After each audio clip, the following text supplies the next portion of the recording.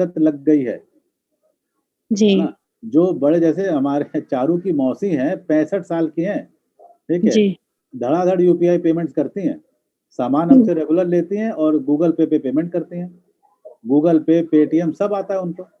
67 जी years की हैं, 67 से भी ज्यादा, 67 तो जी। 68 69 की हो रही है वो, ठीक है। तो हम्म, सोचो इस बिजनेस ने ना, मतलब इस लॉकडाउन ने कितने लोगों की आदतें बदल दी हैं।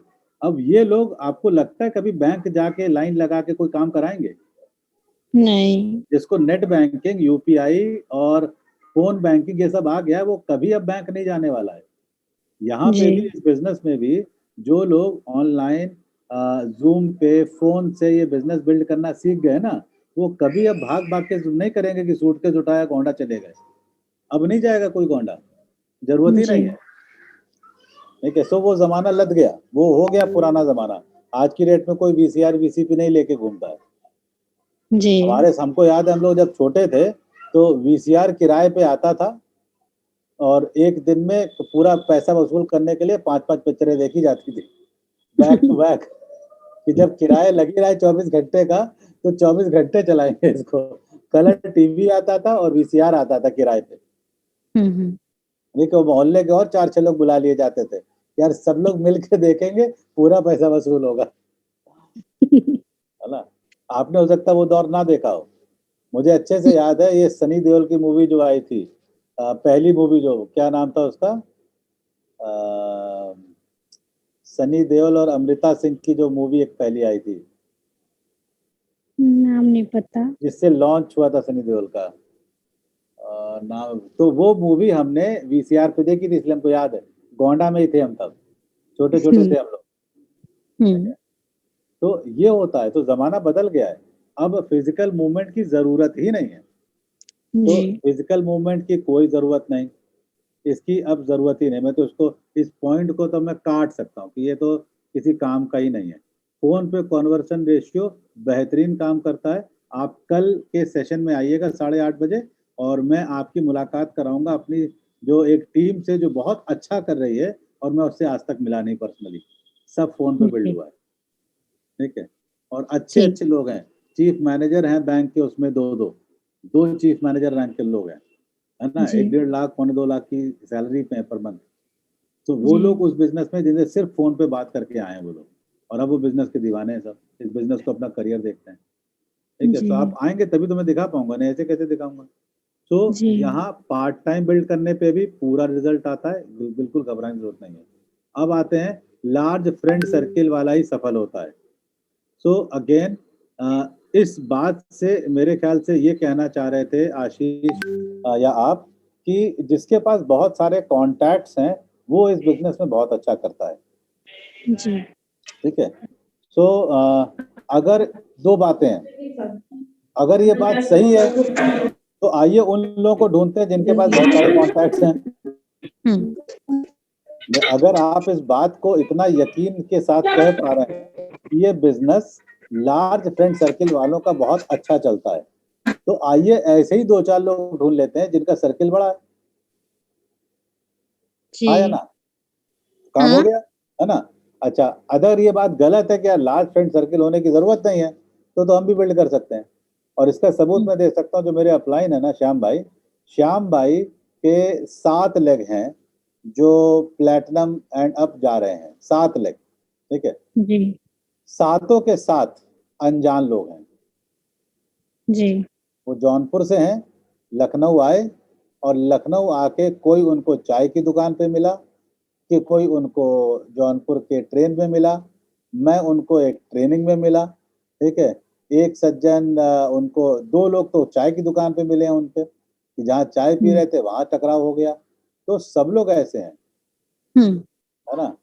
कुल मिला के एक हैं जो उनके साथ जॉब किया करते थे यही लखनऊ हम्म में, चंद्रशेखर। ठीक है, हम्म तो 7 में से सिर्फ एक हैं जिनको वो पहले से जानते थे। 6 लोग ऐसे हैं जिनको उन्होंने एमबे ज्वाइन करने के बाद उनके फोन बुक या उनकी कांटेक्ट लिस्ट में आए। उनसे हम्म संबंध ही, उनसे कांटेक्ट ही तब हुआ जब वो एमबे ज्वाइन कर चुके थे, हम्म और आज डायमंड है, 80-90 लाख साल का कमाते हैं। तो सबसे बड़ा हम्म सबूत वो खुद है कि भैया इसमें जरूरत ही नहीं है। क्योंकि हम्म अगर ऐसा होता कि फ्रेंड सर्किल देखिए आप, एक आपने एक बात और सुनी होगी कि यार अपने लोग इस बिजनेस में सबसे ज्यादा कतराते हैं, अपने फ्रेंड रिलेटिव को बोलो तो वो सबसे पहले भाग जाते हैं। तो अगर फ्रेंड सर्किल बड़ा भी होगा तो फर्क क्या पड़ता है जब अपने लोग दूरी भागने हैं तो। काम तो हमेशा स्ट्रेंजर से होना। मैं आपको एक और उदाहरण देता हूँ, आपको ये बात और ठीक क्लियर हो जाएगी कि मान लेते हैं कीर्ति आप कोई बुटीक खोलती हैं, ठीक है, तो आपकी बुटीक आपके परिचित लोगों से चलेगी या अनजानों से चलेगी?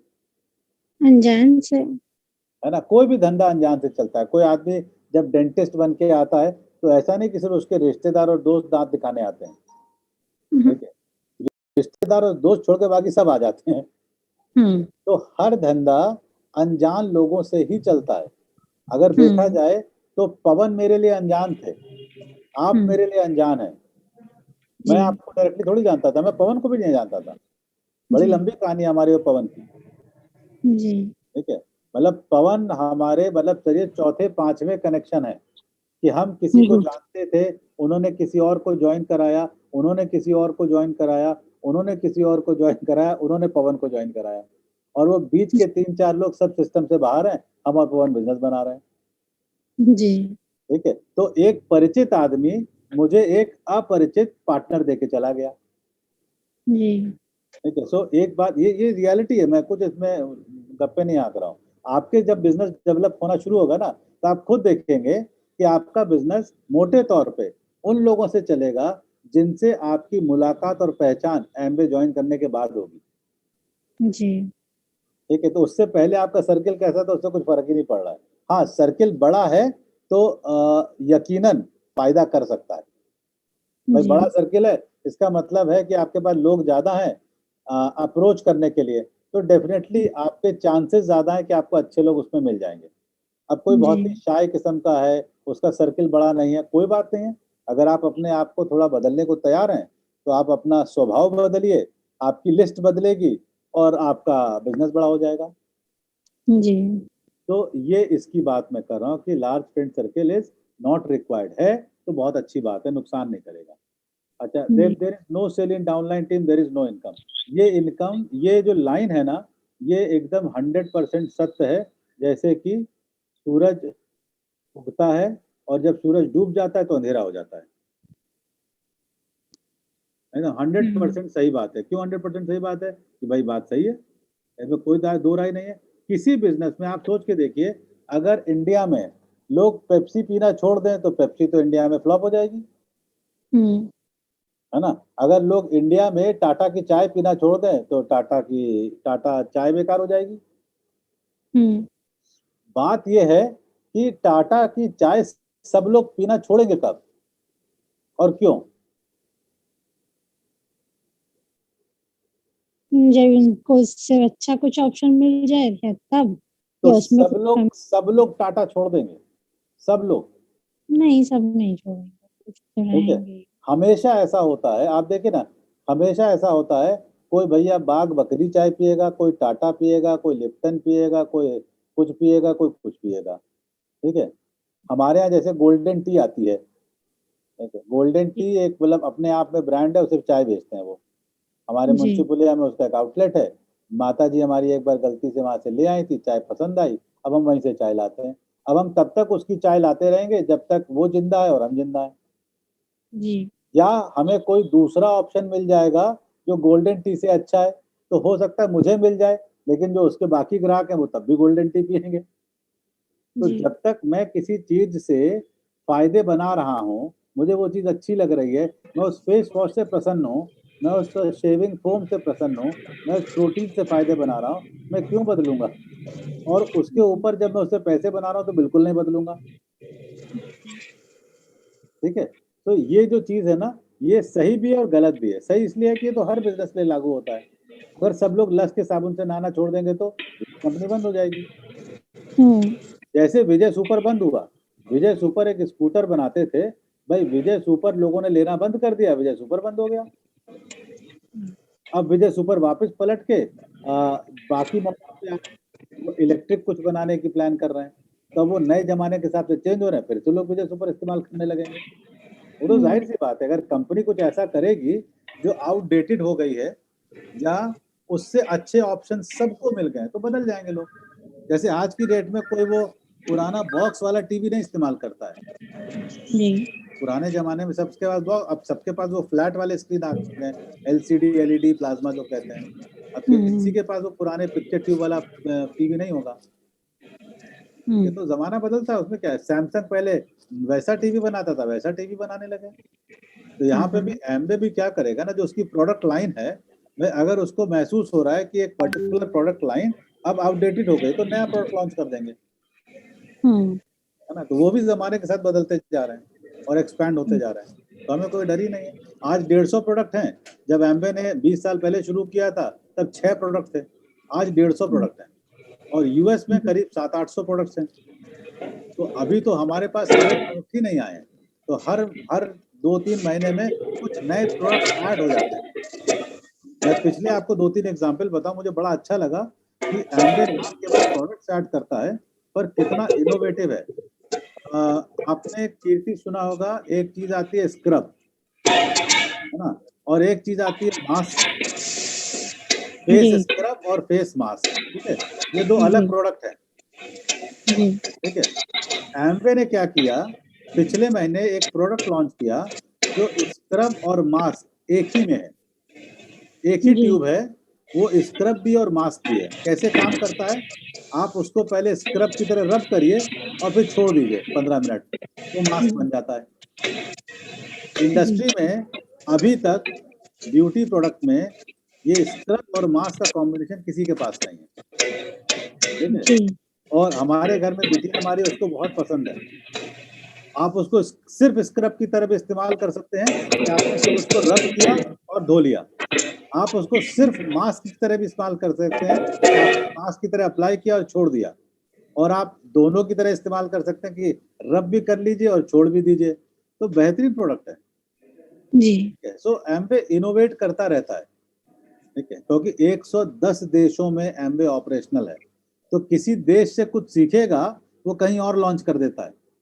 जी। अगर मान लीजिए उसको पता लगा चाइना में कोई पर्टिकुलर प्रोडक्ट टाइप बहुत पसंद किया जा रहा है, तो भैया उसको वो इंडिया में भी लॉन्च कर देगा, उसका क्या जा रहा है, वो तो बड़ी सर ये कंपनी। बताइए physical memo will cost and time वो मनी बोथ ये सर बता दिए क्या? हाँ, ये कीर्ति बताएंगे। अब हमने कीर्ति को बता दिया था जब आप डिस्कनेक्ट हुए थे। कीर्ति, अच्छा इसके बारे में अब आप बताइए, ये ठीक है फिजिकल ठीक। मूवमेंट। नहीं नहीं, आप सुन लीजिए, मुझे भी क्लियर हो जाएगा कीर्ति ने क्या समझा है। शॉर्ट में कीर्ति आप जो बता पाए कि क्या कहना चाह रहे थे हम लोग यहाँ पे। कौन सा? ये फिजिकल फिजिकल मूवमेंट। मूवमेंट की अब जरूरत नहीं है, और पैसे बचते हैं और समय बचता है। अब हमको फिजिकली मूव नहीं करना है, गोंडा को फिजिकल मूवमेंट, फिजिकल मूवमेंट का मतलब यह है कि अब आपको कहीं जाकर मीटिंग नहीं करनी है, आप ऑनलाइन ग्रुप ज्वाइन करा के व्हाट्सएप के थ्रू और किसी भी मोड के थ्रू, जो भी इजी हो उसके थ्रू आप ग्रुप मीटिंग कर सकते हैं। तो जिससे आपसे जाना नहीं पड़ेगा, एक्सप्लेन आउट कर सकते हैं, अपने प्रोडक्ट दिखा सकते हैं, स्क्रीन शेयर कर सकते हैं। वो आपकी अपनी सुविधा अनुसार कि आप वीडियो बना के दिखा सकते हैं, जो जैसे समझ पाए और आप जैसे समझा पाए। ठीक है, बहुत ये बढ़िया, प्रोसेस होता है। आपका जाने का कॉस्ट और टाइम दोनों सेव है। बहुत ही बढ़िया कीर्ति, एग्जैक्टली यही है। और एक बार किसी को आसान आदत लगा दीजिए ना तो कठिन नहीं जाना चाहता। जैसे मैंने आशीष एग्जाम्पल ये दिया था, पिछले 1.5 साल में पता नहीं कितने सारे नए बैंकिंग यूजर्स जो हैं वो ऑनलाइन शिफ्ट हो गए। लोग, कितने सारे लोग ऑनलाइन प्रोडक्ट मंगाना सीख गए, यूपीआई ट्रांजैक्शन सीख गए, नेट बैंकिंग सीख गए, सिर्फ इसलिए क्योंकि उनको बैंक अवेलेबल नहीं हो पा रहा था। और अब वो सीख गए हैं ना, अब उनको आप बैंक बुला नहीं सकते। अब वो चेक पे जाएंगे, इन्होंने चेकबुक चाहिए ही नहीं, क्योंकि वो जी। अपने ऐप इंस्टॉल करके अब वो वहीं से सारे काम करना सीख गए हैं। तो एक बार आपने किसी को सस्ती वाली आदत लगवा दी ना, अब वो महंगे पे नहीं जाएगा। अब जितना डायरेक्ट सेलिंग इंडस्ट्री है वो पूरा ऑनलाइन स्विच हो चुका है, ऑलरेडी स्विच हो चुका है, सब लोग शिफ्ट हो चुके हैं। एम्बे का आपको मैं डेटा बताऊं, ये एम्बे के जो कंट्री हेड हैं, जो मार्केटिंग देखते हैं एम्बे की, सीईओ नहीं, मार्केटिंग जो देखते हैं, उनका एक सेशन मैंने अटेंड किया था। वो बता रहे थे कि पिछले 1.5 साल के अंदर एम्बे ने करीब 100 करोड़ रुपए खर्चा किए हैं अपने सिर्फ डिलीवरी मैकेनिज्म को अच्छा करने में। क्योंकि कह रहे थे पहले हमारा बिजनेस 30% ऑनलाइन था, अब इस वक्त 70% ऑनलाइन चला गया है। 70% यूजर्स अब सिर्फ और सिर्फ ऑनलाइन बिजनेस कर रहे हैं। उनका जो पूरा ट्रांजैक्शन है, तो उसके लिए उन्होंने 100 करोड़ रुपए खर्चा किए। पहले ये लोग भारत में करीब 18,000 पिन कोड हैं। 18 में से एम्बे पहले 12,000 पिन कोड पे खुद से डिलीवरी करता था। अब उन्होंने 12 को बढ़ा के पहुंचा दिया है करीब 14 से 15,000 करोड़, मतलब 15,000 पिन कोड पर। तो 15,000 पिन कोड पे एम्बे की डिलीवरी है। जो बचे हुए 2-2,500 पिन कोड्स हैं, उसके लिए इनकी अदर कंपनी से टाई अप हो गया है। तो कह रहे हैं कि ऑलमोस्ट 3-4 महीने के अंदर ये इंडिया के सारे पिन कोड पे डिलीवर कर पाएंगे। और हमने खुद देखा है कि जहां पहले छोटी छोटी, जैसे उन्नाव में जहां मेरा पहले कॉलेज था, वहां हमारे एक यूजर हैं। पहले मैं उनको प्रोडक्ट किसी के थ्रू भिजवाया करता था कि भैया कॉलेज की बस जाती है, हम उस बस में किसी को थमा देते थे, वो पहुंच जाता था प्रोडक्ट। ठीक है, अब क्या हो गया, मैं देख रहा हूँ कि उनका लोकेशन भी डिलीवरेबल हो गया है। अब मैं सीधे ऑर्डर लगा के उनको भेज देता हूँ। तो मैंने खुद ये चीज देखी यार, जो लोकेशन आज से 1.5 साल पहले एक्सेसिबल नहीं थी, वो लोकेशन भी आज एक्सेसिबल हो गई है। तो ये लोग मतलब स्मॉल टाउन तक पहुंच गए। अभी लोग गांव-गांव तक पहुंचने की बात कर रहे हैं। गांव में पहुंचने के लिए डिलीवरी है, इनफैक्ट इंडिया पोस्ट है, कई लोगों के साथ बातचीत चल रही है कि जो गांव में एक पॉइंट बना दिया जाएगा, हर घर में नहीं पहुंचाएंगे, पर उस गांव के एक पॉइंट तक इनका सामान पहुंच जाएगा और अब आदमी वहां से कलेक्ट कर सकता है। तो ये इम्प्रूवमेंट करें। तो एक बार ना जिसको ऑनलाइन की आदत पड़ गई, वो ऑफलाइन नहीं जाना चाहेगा। यहाँ पे भी जो ऑनलाइन बिजनेस बिल्ड करना सीख गया ना, वो क्यों ट्रैवल करेगा कि यार ट्रेनों में धक्का खाओ, फिर दूसरे शहर जाओ, वहाँ एक होटल बुक करो, वहाँ रहो, फिर भाग दौड़ करो, बड़ा महंगा पड़ता है। अब कोई नहीं करेगा ये।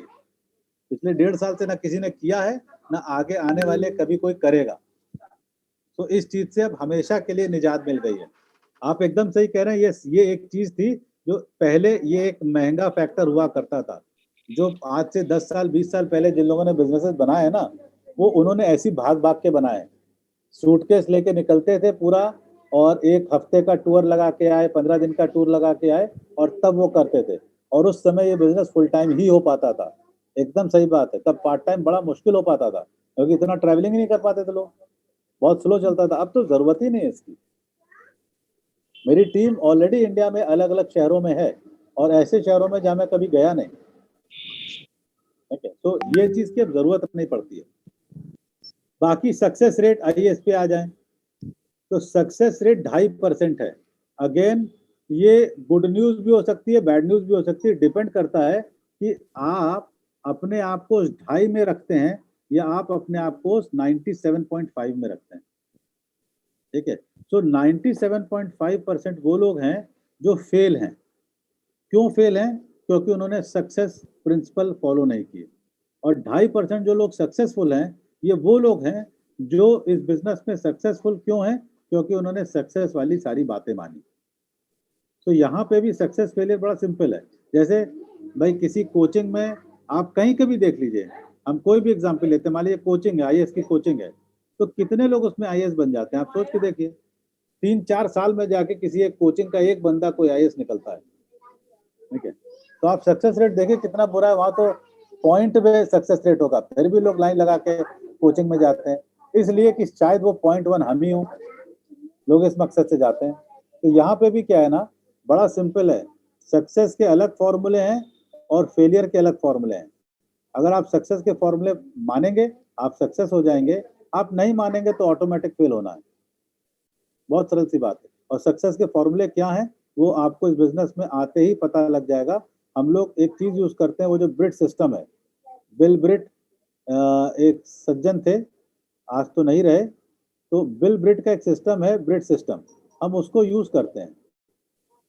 ये ब्रिट सिस्टम बुक, सीडी, मीटिंग, इन सबका एक कंबाइंड पैकेज है, जिससे कि हम बिजनेस सीखते हैं।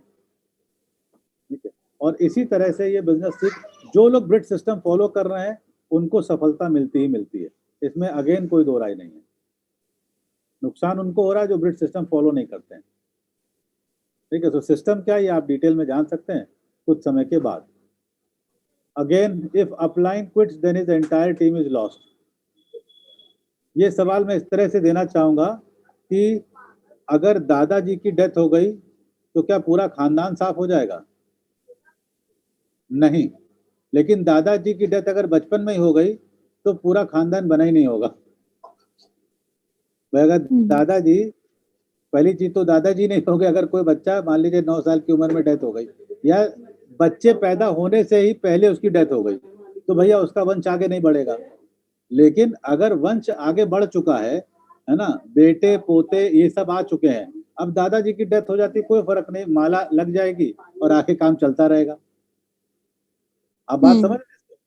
तो अपलाइन क्विट कर जाता है ना, तो उससे फर्क तब पड़ेगा जब अपलाइन ही सारा काम कर रहा था, आपको कुछ आता नहीं और आपके पास टीम ही नहीं है।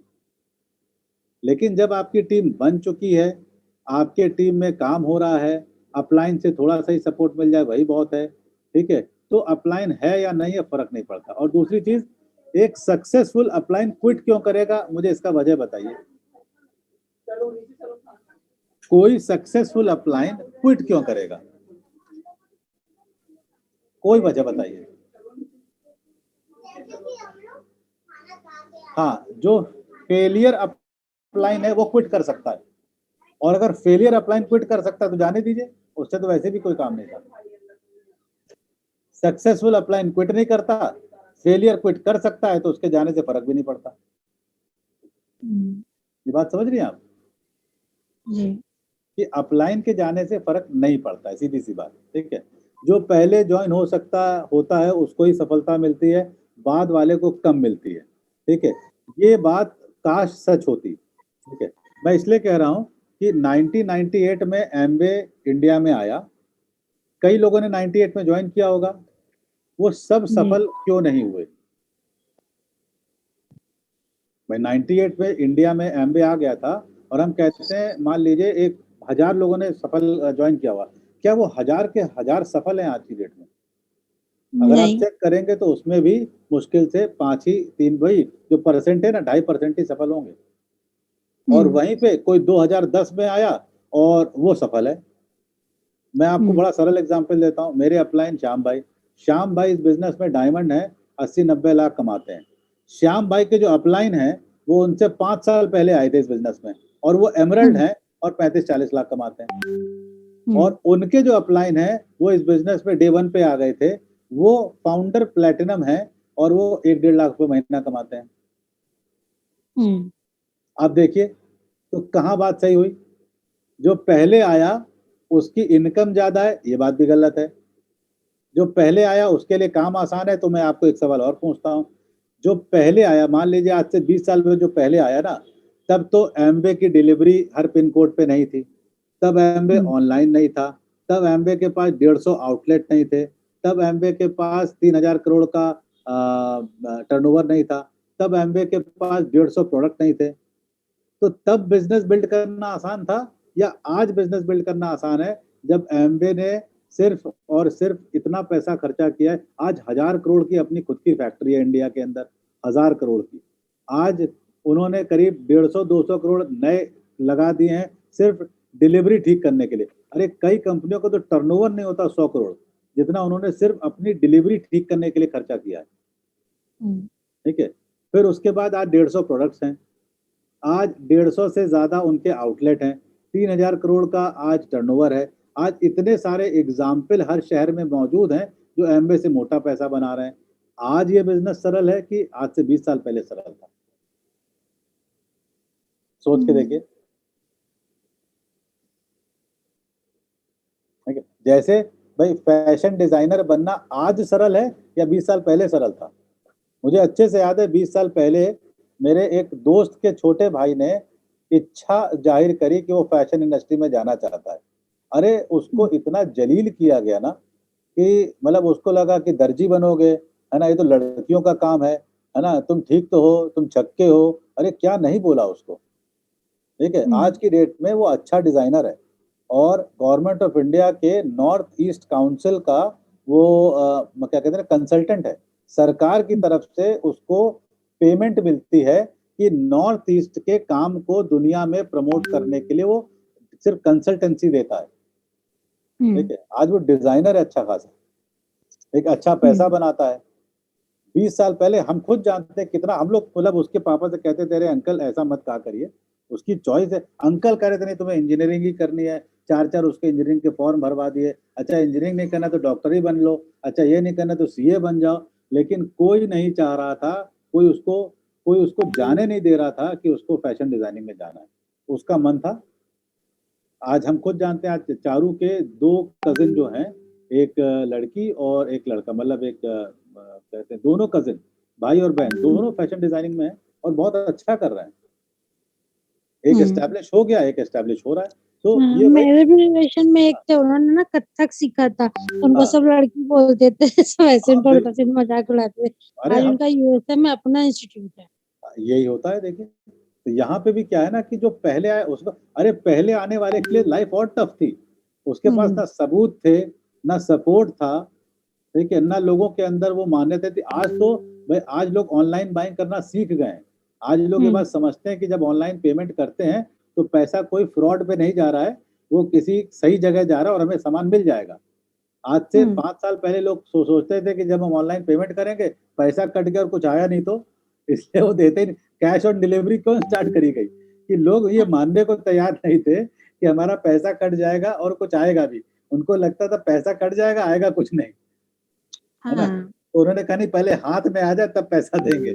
अब धीरे धीरे करके ना सीओडी सब लोग बंद करते जा रहे हैं, है ना। क्योंकि क्या है ना, भारत की जनता को उनको भरोसा दिलाने के लिए सीओडी, और कई लोगों ने बदमाशी करी, सीओडी लिया और बदला कि वो डिलीवरी वाले को लूट लिया। तो ठीक है भाई, कंपनियां भी सीखी, लोग भी सीखे। आज सीओडी ऑलमोस्ट बंद है। आज कोई सीओडी नहीं जाना चाहता है, कंपनी नहीं चाहती कि सीओडी दे। कंपनी भी सीख गई, अब लोग भी सीख गए। ऑनलाइन इतना अच्छा बिजनेस आता है कि भैया लोग पहले प्रीपेड में अब भरोसा करने लगे, अब सीओडी की जरूरत नहीं है, ठीक है। सो बाकी के और भी 2-3 है, इसके आज हम नहीं डील करेंगे क्योंकि मुझे 2 बजे से एक मीटिंग में जाना है, तो मैं भी थोड़ा फटाफट बस फ्रेश हो लूँ। तो कीर्ति, मेरे ख्याल से हमने कुछ सवालों के जवाब आपके दिए हैं, अब इस पे आपको होमवर्क करना है। मेरा आज भी यही सजेशन है कि एक छोटा सा बजट बनाइए और चंद सामान अपने घर मंगाइए, इस्तेमाल करिए। डिटर्जेंट छोटा पैक मंगा लीजिए, फेस वॉश एक मंगा लीजिए, है ना, लेकिन पूछ लीजिएगा कौन सा मंगाना है।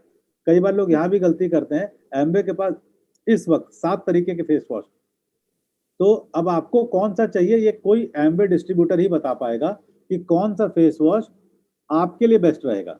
कि किसी को पिंपल कंट्रोल चाहिए, किसी को ऑयली स्किन चाहिए, किसी को व्हाइटनिंग वाला चाहिए, किसी को ड्राई स्किन का चाहिए, किसी को हर्बल चाहिए, किसी को मेंस चाहिए, किसी को क्या कहते हैं मिडिल एज यानी थोड़ा anti ageing type face wash चाहिए।